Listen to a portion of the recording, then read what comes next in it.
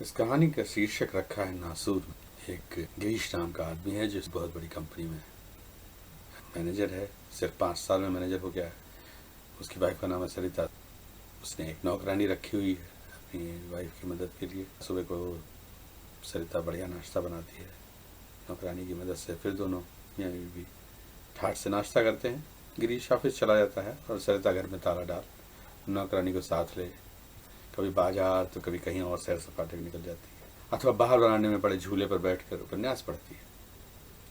सरिता यदि कहीं जाती भी है तो शाम को पति के साथ ही चाय पीती है। उसके बाद जितनी देर में गिरीश नहा धोकर फ्रेश होता है उतनी देर में सरिता नौकरानी की मदद से फटाफट खाना बना देती है।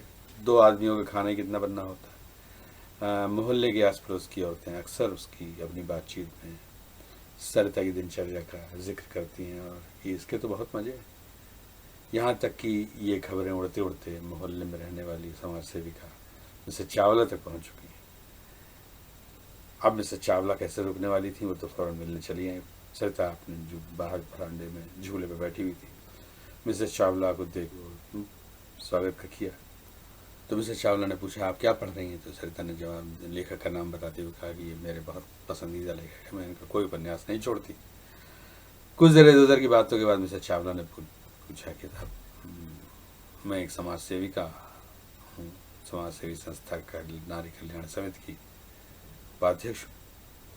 हम समाज के किसी भी कारण से पीड़ित किसी भी महिला की मदद करने के लिए सदैव तत्पर रहते हैं, जिसके लिए हमें आप जैसे लोगों की जरूरत होती है, लेकिन इनके पास अतिरिक्त समय हो। अब अपने में मस्त रहने वाली सरिता को इसमें कोई दिलचस्पी नहीं थी, इसलिए वो बस हाँ हूँ कर रही थी। इसी बीच नौकरानी चाय ले आई और मिसेस चावला को महसूस हो गया कि सरिता को इंटरेस्ट नहीं है। तो चाय के बाद उन्होंने उनसे विदा ली और चली गई। परंतु वो मिसेस चावला ही क्या जो इतनी आसानी से हार मान गई। तीसरे दिन वो फिर दोपहर में आदम की साथ में एक व्यक्ति और था और आज भी सरिता झूले में बैठी उपन्यास ही पढ़ रही थी। वो स्वागत के उद्देश्य से उठने लगी तो उस व्यक्ति ने वहीं बरामदे में पड़ी कुर्सियों में से एक कुर्सी खींचकर उस पर बैठते हुए हंसकर कहा, आप बैठी रहिए, असमय कष्ट देने के लिए मैं क्षमा चाहता हूँ। मुझे जीवन लाल कहते हैं। जिस संस्था नारी कल्याण समिति की मिसेस चावला उपाध्यक्ष हैं, मैं उसी का अध्यक्ष हूँ। मिसेस चावला ने आपके बारे में बताया तो मैंने सोचा कि मैं भी मिल लूँ। सरिता ने नौकरानी से चाय लाने को कहा और जीवन लाल जो है अपने बारे में बताने लगे कि मेरी संस्था में क्या क्या होता है। चाय के दौरान भी ये बातचीत जारी रही। सरिता का आचरण वैसा ही था पहले की जैसा, केवल हाँ हूँ कर रही थी और थोड़ी देर में उसे ऊब और घुटन महसूस होने लगी, जिससे कि जीवन लाल ने भांप लिया। तभी गिरीश अपने दफ्तर से किसी कारणवश रोज से पहले वापस आ गया। व्यस्त और अपने ही ख्यालों में गुम नजर आ रहे गिरीश ने वरांडे में मिसेस चावला वगैरह को बैठा देखा तो एक फीकी सी मुस्कुराहट के साथ अभिवादन कर घर के अंदर चला गया। जहाँ अब तक मिसेस चावला और जीवन लाल ने को महसूस हो गया था कि सरिता उनकी बातों में कोई रुचि नहीं ले रही है, इसलिए थोड़ी देर में व्यस्तता का बहाना कर दोनों वहां से विदा हो गए। उन्हें विदा कर जब सरिता घर के अंदर गई तो उसने पाया कि गिरीश बेडरूम में चादर ओढ़े लेटा है। ये देख सरिता ने आवाज दी तो वो उठ के बैठ गया। बताया कि उसकी तबीयत ठीक नहीं है, सर और बदन में दर्द भी है। उसने सरिता से 2 डिस्प्रिन मांग कर खाई फिर लेट गया। उसे लेटा छोड़ सरिता नौकरानी को खाने के बारे में निर्देश देने चली गई।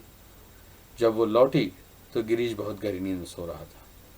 रात के करीब 9 बजे गिरीश पानी पीने के लिए उठा। सरिता ने खाना खाने के लिए कहा तो उसने कहा कि मुझे जरा भी भूख नहीं, बिल्कुल इच्छा नहीं हो रही, तुम खा लो और मैं सोना चाहता हूँ। और सरिता ने जैसे जैसे खाना निपटाया और वो भी सोने चली गई। अगले दिन सुबह गिरीश बिल्कुल नॉर्मल था, बिल्कुल सारा सामान्य था और स्वस्थ नजर आ रहा था। हमेशा की तरह नाश्ता कर दफ्तर चला गया। अभी सरिता उपन्यास लेके झूले पर बैठी थी कि मिसेस चावला का फोन आया। क्या कर रही हैं सरिता जी? पकौड़े बना रही हूँ, आ जाइए, साथ में बैठ के चाय पियेंगे। अब सरिता को झुंझलाहट तो बहुत हुई लेकिन संकोच वो मना भी नहीं कर सकी। जब वो मिसेस चावला के यहाँ पहुंची तो उन्होंने बाहर निकलकर बड़े तपाक से उसका स्वागत किया और बैठक में ले गई। बैठक में पहले से विराजमान जीवन लाल जी ने खड़े होकर सरिता का अभिवादन किया। इतने सवेरे जीवन लाल को वहां देख सरिता से रहा नहीं गया। बोला, अरे जीवन लाल जी, आप इतने सवेरे यहाँ? अब जीवनलाल क्या कहें, तो जो जवाब देते हैं कि साहब दरअसल हमारी संस्था के कुछ ऐसे केस जिनमें हमें सफलता मिल चुकी है, तो उनकी फाइलों में फाइनल रिपोर्ट लगानी थी, उसके लिए मुझे उनकी मदद की जरूरत थी। संयोग से आज इनके पास समय भी था, इसलिए मैं फाइलें लेकर यहीं चला आया। औपचारिकता बस सरिता के मुंह से निकल गया, केस? किस प्रकार का केस? आपकी तो समाज सेवी संस्था है ना। सरिता का बोलना था कि जीवनलाल को अपनी संस्था की तारीफ का पिटारा खोल के सुनाने का मौका मिल गया। बोले, वो दरअसल बात यह है कि जब हम किसी पीड़ित महिला की मदद करने का बीड़ा उठाते हैं तो हम बाकायदा उसकी एक फाइल बना लेते हैं, उसे पूरा केस, पूरी समस्या दर्ज करते हैं। इससे समस्या को समझने में भी आसानी होती है। जैसे जैसे समस्या सुलझती जाती है, हम उसमें अपनी उपलब्धियों को दर्ज करते जाते हैं। कई बार तो ऐसा भी होता है कि समस्या खड़ी हो उससे पहले ही हम उसे सुलझा लेते हैं। सरिता को हंसी आ गई, हंसी दबाते हुए बोली कि इसका क्या मतलब? समस्या खड़ी होगी तब तो पता चलेगा कि समस्या है, बिना समस्या जाने आप इसे कैसे सुलझा लेंगे? कभी फुर्सत से उदाहरण द्वारा मैं आपको समझा दूंगा। फिलहाल पकौड़े आ गए हैं, इसलिए चाय पकौड़े का आनंद लीजिए। चाय पकौड़ों के बीच जीवनलाल ने पूछा, और सुनाई सरिता जी, गिरीश बाबू के क्या हाल है? सरिता ने जवाब दिया, वो कल आप लोग जाने के बाद जब मैं अंदर गई तो गिरीश चादर में लेटे थे। पूछने में बताया कि अस्वस्थ हैं, सर और बदन में भी दर्द है। मुझसे डिस्प्रिन मांग के खाई और सो गए, खाना भी नहीं खाया। सुनते ही मिसेस चावला बोल पड़ी, अरे अब तबीयत कैसी है? अभी तो बिल्कुल ठीक है। सुबह उठे तो पूर्ण स्वस्थ थे, नहा धोकर अच्छी तरह से नाश्ता कर दफ्तर गए। चलो शुक्र है, घबराने की कोई बात नहीं, जीवनलाल ने ढाढ़स बंधाने वाले अंदाज में कहा। फिर दार्शनिकों जैसी मुद्रा बना के बोलना शुरू किया। सरिता जी, अभी आप पूछ रही थी कि ऐसा कैसे संभव है कि समस्या खड़ी होने से पहले पता चल जाए कि समस्या हो सकती है। मात्र तर्क के उद्देश्य से अब आप कल की इसी घटना का विश्लेषण कर लें। सरिता ने सवालिया निगाहों से जीवनलाल की ओर देखा और पूछा, जी मैं कुछ समझी नहीं। जीवनलाल मुस्कुराया, जी इसे यूं समझे, आपने बताया कि आप अंदर गई थी और गिरीश बाबू चादर ओढ़े लेटे थे, आपसे डिस्प्लिन में आकर खाई, यानी कि इतनी देर उन्होंने इंतज़ार किया कि जब आप आएंगी तो वो आपसे डिस्प्लिन मांगेंगे। वो डिस्प्लिन स्वयं भी लेके खा सकते थे। मैं ये नहीं कहता कि आपसे मांगने में कोई बुराई है, परंतु क्या ये संभव नहीं कि कहीं ना कहीं गिरीश बाबू के अवचेतन मन में ये हो कि ये काम तो सरिता के ही जिम्मे है, यही उसकी पहचान है, क्योंकि उसकी और कोई विशेष पहचान तो है नहीं। मैं ये नहीं कहता कि ऐसा है, भगवान न करे ऐसा हो, पर संभावना तो है ही। इतना कहकर अपनी बात का प्रभाव देखने के लिए जीवनलाल ने अपनी नजरें सरिता की ओर उठाई। जीवनलाल की इस बेसिर पैर की कल्पना पर सरिता को झुंझलाहट तो बहुत हुई, पर उसने हंसकर कहा, लगता है आप मुझसे भी ज्यादा उपन्यास पढ़ते हैं। जीवनलाल ने भी हंसकर कहा कि मैं जानता हूँ मेरी बात कोरी कल्पना है, इसमें कोई तथ्य नहीं है, परंतु जिनके घर में कभी चोरी न हुई हो, क्या वो भी एहतियातन घर के दरवाजे पर ताला नहीं डालते? इसी प्रकार एहतियातन प्रत्येक व्यक्ति को, चाहे वो अपने घर परिवार से कितना भी संपन्न क्यों ना हो, अपनी कुछ ना कुछ पहचान तो अवश्य बनानी चाहिए। ये मेरा अपना मत है, जो कि किन्हीं की नजरों में गलत भी हो सकता है। इतना कहकर जीवनलाल एक क्षण को रुका और इसके पहले कि कोई उनकी बात पर कुछ प्रतिक्रिया व्यक्त करे, वो उठ खड़ा हुआ और हाथ जोड़कर बोला, चाय पकड़ों के लिए धन्यवाद मिसेस चावला, अब मैं चलूंगा, अभी और कई जगह जाना है। जीवनलाल के रुखसत होने की कुछ ही देर बाद सरिता भी अपने घर चली आई और झूले पर बैठकर नावल पढ़ने की कोशिश करने लगी, परंतु जीवनलाल की बातों से भिन्नाई होने के कारण उसका मन नहीं लगा।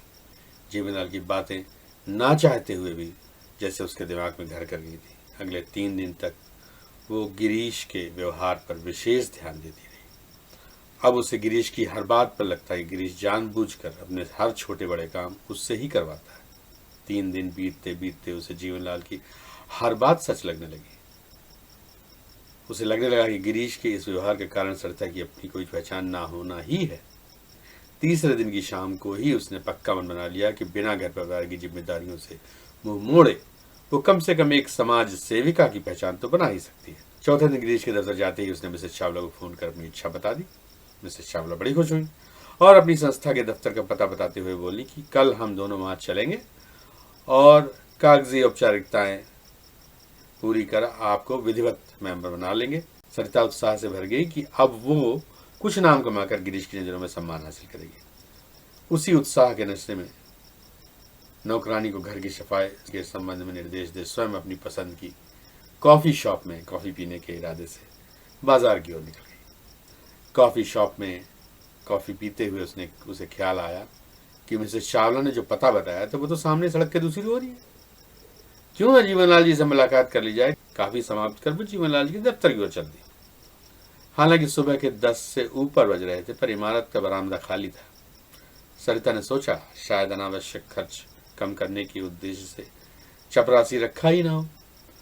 वो जीवनलाल जी के दफ्तर के दरवाजे पर पहुंची तो उसे लगा अंदर जीवनलाल जी किसी से फोन पर बात कर रहे हैं। अभी वो दरवाजा खटखटाने ही वाली थी कि फोन की बातचीत में अपना नाम सुनकर वो ठिठक गई और अनजाने ही वो उन बातों को सुनने लगी। जीवनलाल जी किसी से फोन पर कह रहे थे, अरे हाँ ब्रजभूषण जी, वही सरिता जिनके बारे में मैंने बताया था और उन्हें मिसेस चावला के यहाँ आते जाते देखा था।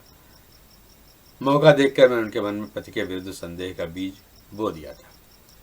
तीसरे ही दिन उसमें अंकुर फूटने लगा। अभी अभी मिसेस चावला का फोन आया थी, कल वो आ रही हैं हमारी संस्था की विधिवत सदस्य बनने। अब बस मैं 2-4 दिन उनके हर छोटे बड़े काम की तारीफ करूंगा, वाह करूंगा। जाहिर है मिसेस चावला मेरी हाँ में हाँ मिलाएंगी। फिर एक दिन मैं अपनी नारी उत्थान समिति और आपकी नारी कल्याण समिति की संयुक्त बैठक बुलाऊंगा। आपको करना यह है कि अपनी संस्था के बाकी लोगों को व्यस्त कर बैठक में अकेले ही हिस्सा लें, क्योंकि इस तरह की बात फैलनी नहीं चाहिए। मैं भी मिसेस चावला और सरिता के अतिरिक्त किसी को नहीं बुलाऊंगा। वहां मैं कोई बहाना ढूंढकर मिसेस चावला को हल्का से झड़क दूंगा। आप बैठक के बाद उन्हें शीशे में उतार लेना। मतलब कुछ इस तरह से क्या करना कि जीवनलाल बेवकूफ है जो आप जैसी मेहनती सदस्य की कदर नहीं जानता। इस तरह सबके सामने आपको उल्टा पुल्टा बोल दिया वगैरह वगैरह। अब जब आपकी बातों से वो पूरी तरह भावुक हो जाएं तो आप उन्हें मेरी संस्था छोड़कर अपनी संस्था में उपाध्यक्ष के रूप में सम्मिलित होने का प्रस्ताव रख देना, क्योंकि आपके वहाँ उपाध्यक्ष पद खाली भी है और उसके लिए आपको उनकी जैसी योग्य सदस्य की आवश्यकता है। ध्यान रहे, ये औरतें बड़ी जल्दी इरादा बदल लेती हैं, इसलिए कहीं बाद में उनका इरादा न बदल जाए। हो सके तो उनसे त्याग पत्र वहीं लिखवा लेना, जिसे मैं थोड़ी हील हुज्जत के बाद स्वीकार कर लूंगा। बस उसके बाद तुम उसे अपनी संस्था का उपाध्यक्ष बना देना और अपनी बरसों की तमन्ना पूरी कर लेना, यानी कि अपनी पसंद की उपाध्यक्ष के साथ ऐश करना। इधर मैं सरिता को उपाध्यक्ष बनाकर उसके साथ ऐश करूंगा। तुम्हारा काम तो वैसे भी आसान है, क्योंकि मिसेस चावला इस तरह के वातावरण की अभ्यस्त है, परंतु मुझे थोड़ा मेहनत करनी पड़ेगी, क्योंकि सरिता पहली बार अपने घर से बाहर निकल रही है। लेकिन कोई बात नहीं, मैं दोस्ती में इतना तो कर ही सकता हूँ। बदले में तुमसे बस इतना चाहता हूँ कि तुम्हारी संस्था इस बार सरकारी अनुदान के लिए आवेदन ना करे, ताकि वो अनुदान हमारी संस्था को आसानी से मिल सके। चिंता न करो ब्रजभूषण भाई, यारों के साथ रहोगे तो ऐसे ही ऐश करोगे। कुछ दिनों बाद सरिता, इसके आगे सुनने की ताकत सरिता में नहीं बची थी। उसका गला सूख रहा था, पैर कांप रहे थे, फिर भी वो किसी तरह अपने कांपते पैरों को संभालते बिना आवाज किए वापस लौटकर सड़क पर आई और ऑटो रिक्शा कर घर आ गई। तो जी ये थी नासूर। इस दुनिया में ऐसे नासूरों की कमी नहीं जो पति के डिस्प्रिन मांगने जैसी जरा सी बात को अपने कुत्सित फायदे के लिए तर्क द्वारा तोड़ मरोड़ कर नारी शोषण की शुरुआत के समकक्ष बना सकते हैं। बहुत बहुत धन्यवाद।